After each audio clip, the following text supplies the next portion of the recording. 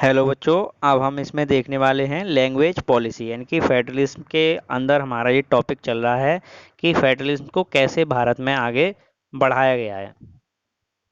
अब उसी में हम देखने वाले हैं कि फर्स्ट चीज़ हमने इसमें देखी थी कि लिंग्विस्टिक स्टेट्स, यानी कि जो सबसे पहले काम किया गया हमारे देश में, जो सबसे पहला काम था फेडरलिज्म को आगे बढ़ाने के लिए, तो उसमें जो हमारी स्टेट्स थी उनको किस बेस पे डिवाइड किया गया है, लैंग्वेज के बेस पे डिवाइड किया है। पर कुछ स्टेट्स ऐसी हैं जिनको हमने उनकी जोग्राफिकल कंडीशन एंड कल्चर के बेस पे डिवाइड किया है। उसी तरह से अब हम यहाँ पर लैंग्वेज पॉलिसी के बारे में देखेंगे। तो आप सभी लोग जानते हैं, देखिए भारत एक बहुत विशाल देश है, यहाँ पर हर राज्य की अपनी एक अलग भाषा है। तो आप सभी जानते हैं कि जैसे बिहार में जाने वाले लोग भोजपुरी वगैरह भाषा बोलते हैं, बंगाल के लोग अलग अपनी भाषा बोलते हैं, गुजरात, उड़ीसा, झारखंड, तमिलनाडु, कर्नाटका, केरल, ठीक है, ये सब हमारे राज्य हैं, जम्मू कश्मीर, असम, ये सभी हमारे राज्य हैं, राजस्थान। तो इन सब में जो भाषाएं बोली जाती हैं अपनी अपनी मतलब लोकल लैंग्वेज का हम इस्तेमाल करते हैं। हमारी एक ऑफिशियल लैंग्वेज मतलब जिसको हम हिंदी मानते हैं, पर एक्चुअली में कॉन्स्टिट्यूशनली वो है ऑफिशियल लैंग्वेज नहीं है। तो जिस तरह से श्रीलंका के अंदर एक ऑफिशियल लैंग्वेज को डिक्लेयर्ड किया गया था, जो लैंग्वेज बोली गई थी सिन्हाला, यानी कि ऑफिशियल लैंग्वेज उन्होंने डिक्लेयर की थी श्रीलंका के पॉलिटिशियंस ने, और तमिल को कोई भी इम्पोर्टेंस नहीं दी गई थी। तो इस सब चीज़ से बचाने के लिए हमारे देश के पॉलिटिशियंस ने अभी तक आज तक कोई भी ऑफिशियल लैंग्वेज को डिक्लेयर नहीं किया है कॉन्स्टिट्यूशनली। ठीक है, हमारे देश में हम सभी भाषाओं को सम्मान पूर्वक बोलते हैं, सुनते हैं, और किसी भी एग्ज़ाम में उनको सिलेक्ट करके उसी लैंग्वेज में एग्ज़ाम दे सकते हैं। ठीक है, तो इसमें हम पढ़ेंगे कि भाषाओं के आधार पर या मतलब किस बेसिस पर हमने अपने देश को लैंग्वेज के मतलब प्रॉब्लम को सॉल्व किया है। तो सबसे पहले इसमें लिखा है the second test of the Indian federation is the linguistic policy, यानी कि फर्स्ट तो स्टेट का था, दूसरा लैंग्वेज का है। Our constitution did not give the status of national language to any one language.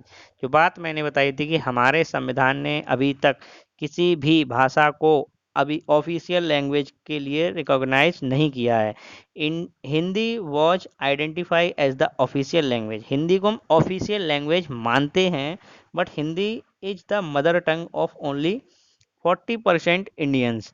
जो हिंदी है केवल 40% भारतीयों के द्वारा बोली जाने वाली भाषा है। Therefore there were many safeguard to protect other languages, और इसके अलावा हमने कुछ अन्य दूसरी लैंग्वेज के लिए भी उतना ही इम्पोर्टेंस और उतनी ही सुरक्षा उनको प्रदान की है जितना हम हिंदी को सम्मान देते हैं। Beside Hindi there were 21 languages recognised as the scheduled language by the constitution. मतलब हिंदी के अलावा हमारी 21 भाषाएं ऐसी हैं जिनको हमने कॉन्स्टिट्यूशन में जगह दी है।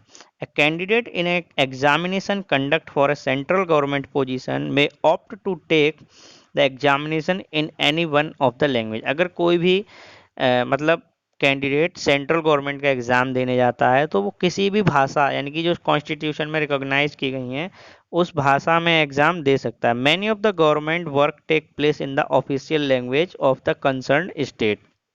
और कंसर्न स्टेट का मतलब है कि जो भी गवर्नमेंट के ऑफिशियल वर्क होते हैं जिस राज्य में होते हैं, जिस राज्य की जो बोलने की भाषा होती है, लिखने की भाषा होती है, वो राज्य अपने उसी मतलब लैंग्वेज में करता है। जैसे तमिल के लोगों को आप देखेंगे, आंध्रा के, कर्नाटका के, केरला के लोगों को देखेंगे, तो वहाँ के जो ऑफिशियल वर्क हैं वो अपनी अपनी लैंग्वेज में किए जाते हैं। जिस तरह हम यूपी में देखते हैं, राजस्थान में है और एमपी में देखते हैं, तो कहीं ना कहीं हिंदी का भी इस्तेमाल किया जाता है।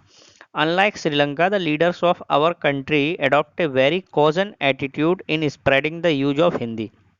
मतलब हमारे देश के नेताओं ने श्रीलंका की तरह ना करते हुए हिंदी को एक इस भाषा के रूप में इस्तेमाल किया है जिससे किसी को कोई प्रॉब्लम ना हो। According to the constitution the use of English for official purpose was to stopped in 1965। मतलब संविधान के अनुसार अगर हम देखें तो संविधान में ये लिखा है कि 1965 तक इंग्लिश का हम इस्तेमाल कर सकते हैं ऑफिशियली, और उसके बाद हमें इसको बंद कर देना चाहिए। However, many non-Hindi speaking states demanded that the use of English continue। और जो मतलब हमारे जो स्टेट्स हैं, कुछ ऐसे स्टेट्स हैं जहाँ के लोग हिंदी नहीं बोल पाते हैं, तो उन्होंने इस बात को डिमांड किया है कि हिंदी को हम नहीं बोल पाते हैं पर इंग्लिश हमारे लिए कॉमन लैंग्वेज है, तो इंग्लिश को आप कंटिन्यू रखें। In Tamil Nadu the movement took a violence form. Tamil Nadu के अंदर जो मूवमेंट होता है, हिंदी को जब भी ऑफिशियल लैंग्वेज डिक्लेयर करते हैं तो वहाँ पे एक काफ़ी मतलब विध्वंसक एक मूवमेंट शुरू हो जाता है। The central government respond by agreeing to continue the use of English along with the Hindi for the official purpose. Central government ने हिंदी के साथ साथ इंग्लिश को भी ऑफिशियल पर्पज के लिए भाषा के रूप में रिकॉग्नाइज कर रखा है। Many critics thinks that the solution favoured the English speaking elites. The promotion of Hindi continue to be official policy of the government of India. मतलब भारत सरकार का मतलब पॉलिसी रहता है हिंदी को प्रमोट करने का। Promotion does not mean that the central government can impose Hindi on the states where peoples speak different language। मतलब प्रमोशन का मतलब ऐसा नहीं है कि भारत सरकार उन राज्यों पे भी अपना मतलब थोपती है हिंदी को जो बोल नहीं पाते हैं, ऐसा बिल्कुल नहीं है। सब लोग अपनी अपनी भाषा बोलने के लिए फ्री हैं। The flexibility shown by Indian political leaders helped our country avoid the thinking about the kind of situation that the Sri Lanka find itself। तो हमारे जो पॉलिटिशियंस थे वो बहुत मतलब उन्होंने ध्यान से इस तरह को सोचा और आज हमारे सामने ऐसी स्थिति नहीं आने दी जिससे जो हालात श्रीलंका में बने थे सिन्हाला और तमिल के बीच में, वो भारत में नहीं बने, क्योंकि भारत में इतनी डिफरेंट लैंग्वेज होने के बाद भी ऐसा कुछ नहीं हुआ। तो आई होप कि इस टॉपिक में आप लोग को समझ में आया होगा कि किस तरह से हमें ये टॉपिक पढ़ना है और समझना है। तो जिनको समझ में आया है या नहीं भी आया है तो एक बार वीडियो को फिर से रिपीट करके देखेंगे। पर चैनल को सब्सक्राइब करें, वीडियो को लाइक करें एंड शेयर करें। और इसकी नेक्स्ट वीडियो जल्दी हम आपको लेके आएंगे सेंट्रल एंड स्टेट्स रिलेशन के ऊपर।